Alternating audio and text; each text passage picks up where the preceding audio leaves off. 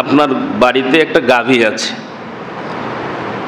এই গাভীটা যখন একটা বাছুর জন্ম দেয়, বাচ্চা জন্ম দেয়, আমরা কয়েকদিন পরেই দেখবেন মায়ের সামনে আমরা বাছুরের গলায়, তার সন্তানের গলার মধ্যে একটা দড়ি লাগায়া মায়ের পাশেই আর একটা খুঁটির মধ্যে বেঁধে রাখি। একটু চিন্তা করেন, রাত্রেবেলা আপনি ঘুমাইছেন, দেখবেন হাম্বা হাম্বা করে বাছুরটা চিৎকার করতেছে, আর মাঝে মাঝে মা লম্বা করে একটা চিৎকার দিতেছে।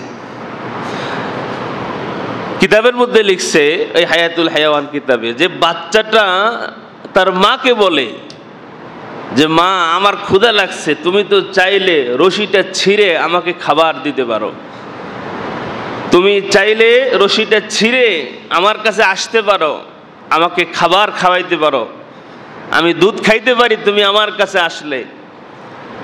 এখন ওই মা বাচ্চাকে জবাব দেয়, হ্যাঁ আমি চাইলে পারি রশি ছিঁড়া তোরে দুধ খাওয়াইতে, কিন্তু আমি যদি রশি ছিঁড়ে তোর কাছে যাই, তুই যদি দুধ খেয়ে ফেলো, আমার মালিক তো গরিব মানুষ, সে তো আগামীকাল দুধ বিক্রি করে চাল কিনে আনবে, আমি যদি তোর কাছে গিয়ে তোরে দুধ খাওয়াই তো আমি তো আমার মালিকের সাথে বেঈমানি করলাম, আমি তো আমার মালিকের খেদমত করতে পারলাম না, কারণ আমার আল্লাহ তো আমাকে বানাইছেন এই দুনিয়ার মালিকের গোলামির জন্য, খেদমতের জন্য। সুবহানাল্লাহ।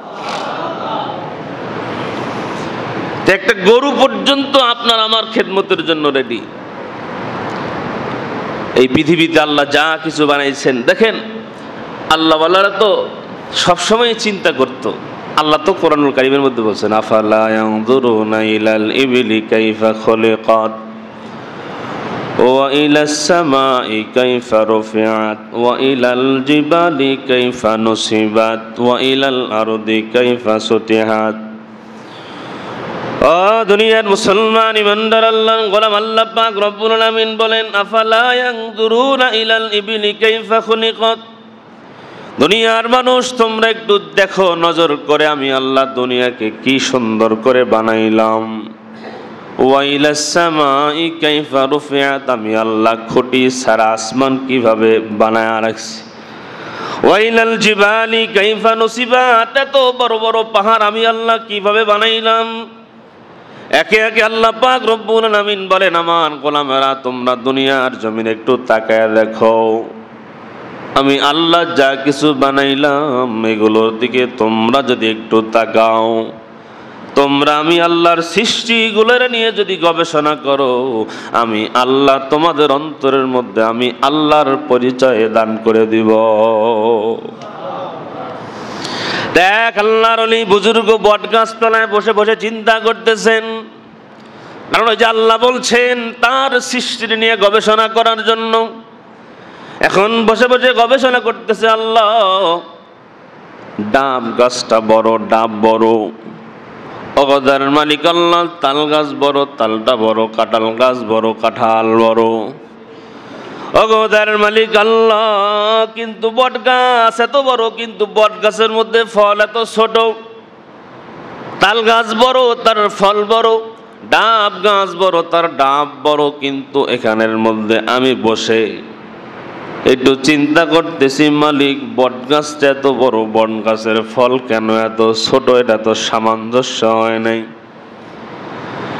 এমন সময় দেখবেন বট গাছের মধ্যে বট গাছের ফল খাওয়ার জন্য কিছু পাখি আসে।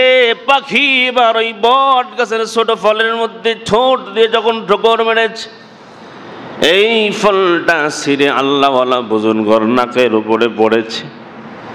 হঠাৎ করিয়া এবার যখন এই ফল আল্লাহর ওলি বুজুর্গের নাকের মধ্যে পড়ছে, এবার চিন্তা করতেছে যে আমার চিন্তা অনুযায়ী আমার আল্লাহ যদি ডাবের মতো বড় ফল এই জায়গায় থাকতো, এই জায়গায় যদি কাঁঠালের মতো বড় ফল থাকতো, তালের মতো বড় ফল যদি এই জায়গার মধ্যে থাকতো, আর এই ফল যদি আমার নাকের উপরে পড়তো, আমার কি অবস্থা হতো। কারণ আমার আল্লাহ ডাব গাছ বানাইছেন বান্দাকে ডাব খাওয়ানোর জন্য, আমার আল্লাহ কাঁঠাল গাছ দিয়েছেন বান্দাকে কাঁঠাল খাওয়ানোর জন্য। কিন্তু আল্লাহ পাক রব্বুল আলামিন পৃথিবীর জমিনে বট গাছ ফল খাওয়ার জন্য বানায় নাই। বট গাছ বানানোর উদ্দেশ্য কি? যে বট গাছ আমার আল্লাহ পৃথিবীর জমিনে দিয়েছেন, কারণ হলো এই বট গাছ বড় হবে, এই বট গাছের ছায়ার নিচে বসে বসে মানুষ আশ্রয় গ্রহণ করবে। সুবহানাল্লাহ। এজন্য দেখবেন বট গাছ মরুভূমির মধ্যে থাকে, বট গাছ এমন জায়গায় যেই জায়গায় কোনো গাছ নাই, বট গাছ একটা যদি হয়, একটা বট গাছ 200, 400, 500 বছর পর্যন্ত বেঁচে থাকে। সুবহানাল্লাহ।